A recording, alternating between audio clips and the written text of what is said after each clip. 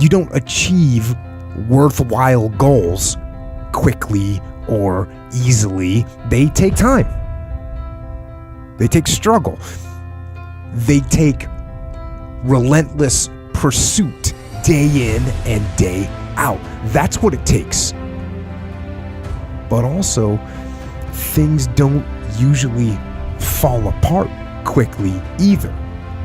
At least at first, it's a slow process. A little slip here, a little setback over there, a little wearing down of discipline and will over time.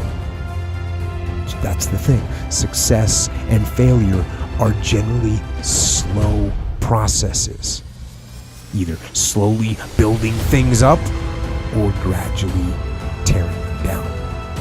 And that's why I say you've got to pay attention.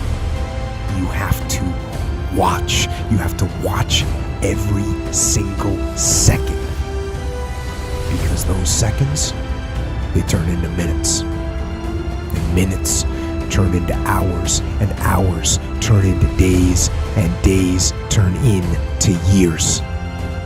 And so that second that just went by, that counted.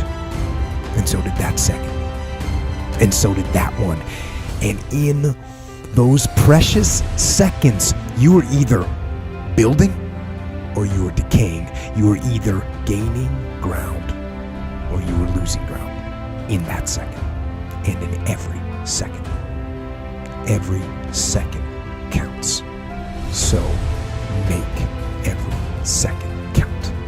Well, you should be afraid of taking risks and pursuing something meaningful. But you should be more afraid of staying where you are if it's making you miserable. It's like the first thing you want to do is dispense with the idea that you get to have any permanent security outside of your ability to contend and adapt. It's the same issue with children.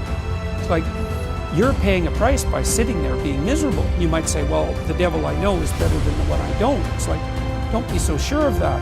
The clock is ticking.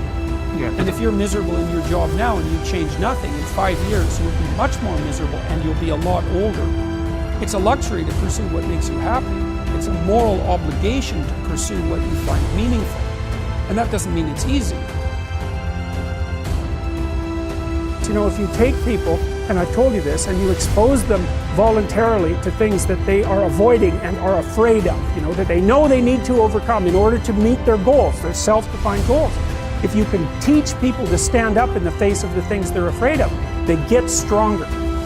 And you don't know what the upper limits to that are, because you might ask yourself, like, if for 10 years, if you didn't avoid doing what you knew you needed to do, by your own definitions, right, within the value structure that you've created, to the degree that you've done that, what would you be like?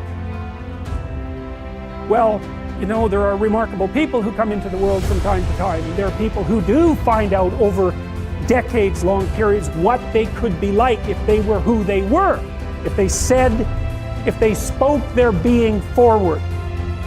And they get stronger and stronger and stronger, and we don't know the limits to that. We do not know the limits to that.